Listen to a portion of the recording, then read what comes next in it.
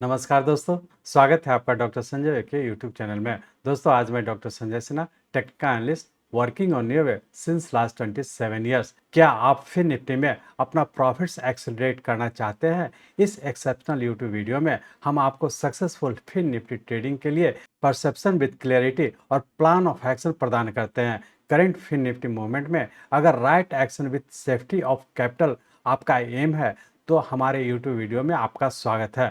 हमारे वीडियो में जानें कि फिर निफ्टी मार्केट में करेक्टिव राइजेस की पहचान कैसे करें और राइज पर प्रॉफिट्स बुक करते हुए डिक्लाइन पर आर्ट ऑफ बाइंग सीखें। हम आपको दिखाएंगे कि बम्पर प्रॉफिट्स के लिए मार्केट फ्लक्चुएशन का लाभ कैसे उठाया जाए। जानें कैसे फिर निफ्टी के करेक्टिव राइज के रहने तक ग्रेटेस्ट प्रॉफिट अर्न की कला। फिर निफ्टी ट्रेडिंग में डिसिप्लिन रिस्क मैनेजमेंट के वैल्यू को डिस्कवर करें।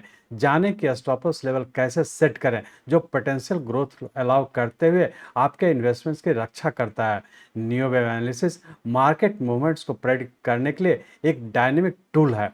फिर निफ्टी ट्रेडिंग में अपने एडवांटेज के लिए इस एनालिटिकल अप्रोच का उपयोग कैसे करें इसका पता लगाएंगे। हम न्यू एनालिसिस के बेसिक और एडवांस्ड बातों को कवर करेंगे और इसके एप्लीकेशन के लिए प्रैक्टिकल टिप्स प्रदान करेंगे। ट्रेडिंग और इन्वेस्टमेंट में टाइमिंग ही सब कुछ है। जानें कि अपने रिटर्न्स को ऑप्टिमाइज करने के लिए फिर निफ्टी में कब एंट्री करना है और कब एग्जिट करना है। इस वीडियो में हम आपके डिसीजन को गाइड करने के लिए की सिग्नल्स पर डिस्कशन करेंगे। न्यू एनालिसिस के कोर कॉन्सेप्ट्स को फिर निफ्टी के करंट सिनेरियो में यूज कैसे करें इस वीडियो में समझें। ट्रेडिंग और इन्वेस्टमेंट में लॉन्ग टर्म सक्सेस के लिए एक ट्रेडिंग प्लान बनाना आवश्यक है।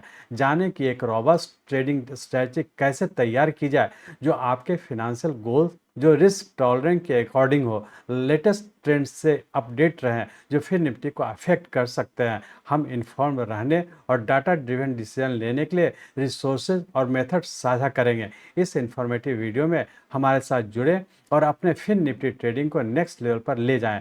राइट नॉलेज, स्ट्रैटेजी और डिसिप्लिन के साथ आप इस हाई पावर्ड मार्केट में सिग्निफिकेंट प्रॉफिट्स को अनलॉक कर सकते हैं। गोल्डन अपॉर्चुनिटी इन फिर निफ्टी ट्रेडिंग और मैसिव प्रॉफिट बुक करने की कला को जानने और इन सभी चीज़ों को समझने के लिए चलिए हम लोग चलते हैं फिर निफ्टी के रियल टाइम चार्ट पर।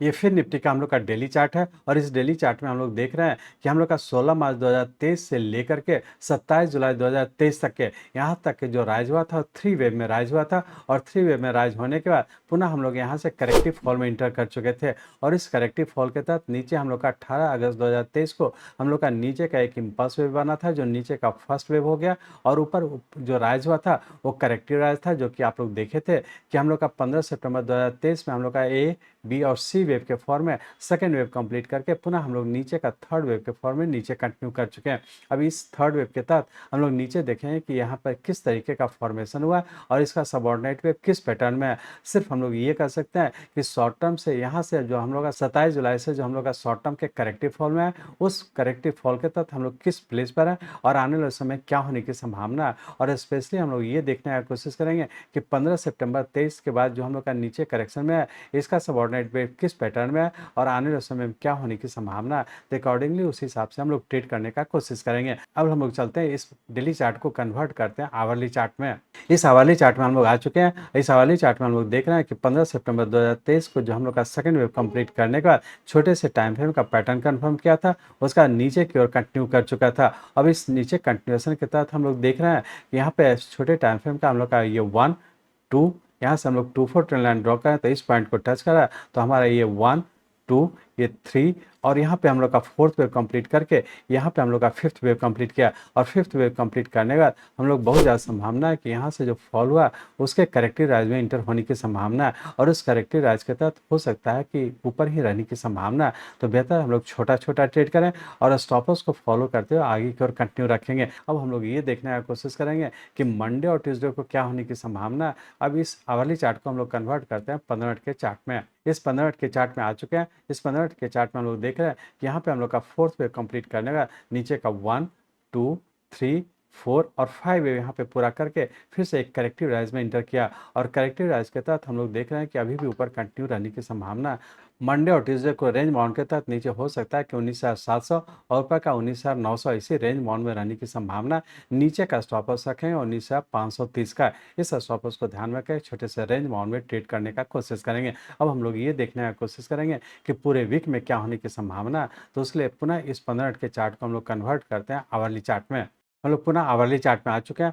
इस आवरली चार्ट में हम लोग देख रहे हैं कि चूंकि हम लोग यहाँ पे एक 5 वेव कंप्लीट करके फिर से करेक्टिव राइज में इंटर किया, तो करेक्टिव राइज के तहत हो सकता है कि रेंज बाउंड के तहत 19,650 और ऊपर हो सकता है कि 20,000 इसी रेंज बाउंड में रहने की संभावना। तो छोटा छोटा ही ट्रेड करेंगे। स्टॉप लॉस जो पूरे वीक के लिए स्टॉप लॉस है हम लोग का 19,530 का। तो इस स्टॉप लॉस को ध्यान में रख करके हम लोग डिक्लाइन पे बाई करते हैं, तो ऊपर के लेवल पर प्रॉफिट बुक करें।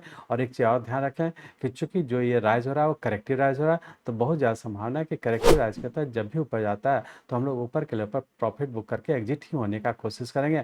वैसे हम लोग का जो इंट्राडे में यदि ट्रेड करते हैं तो लोअर लेवल पर बाई करते हैं, तो उसके स्टॉप लॉस भी रखेंगे 19,530 का और ऊपर के लेवल पर जो प्रॉफिट भी बुक करने का कोशिश करेंगे। एक चीज़ और ध्यान रखेंगे, चूंकि हम लोग का ये सेकेंड वेव कंप्लीट करके नीचे की ओर कंटिन्यू किया और यहाँ पे एक 5 वेव कंप्लीट किया, लेकिन इस बड़े टाइम फ्रेम का हम लोग का पैटर्न कंफर्म नहीं किया, तो ये इंडिकेट कर रहा है कि हो सकता है करेक्टिव राइज के बाद फिर से जब नीचे का पैटर्न कंफर्म करेगा छोटे टाइम फ्रेम का, तो फिर से नीचे ही कंटिन्यू रहने की संभावना है। तो बहुत एग्रेसिव होकर के लॉन्ग पोजीशन नहीं बनाएंगे। हाँ, लॉन्ग पोजीशन बनाते हैं तो स्टॉप लॉस को स्ट्रिक्टली फॉलो करें और ऊपर के लेवल पर जो प्रॉफिट भी बुक करने का कोशिश करेंगे। मैं चाहता हूं मेरे जीवन का लक्ष्य है इस मार्केट में कोई भी लूजर ना हो। इसको आप सीखें, लोगों को सिखाएं, लोगों को मदद करिए। हमारे साथ जुड़े रहने के लिए, आज के वीडियो को ध्यानपूर्वक अटेंड करने के लिए, इसे दूसरों तक पहुंचाने के लिए आप सबका बहुत बहुत धन्यवाद। जय हिंद।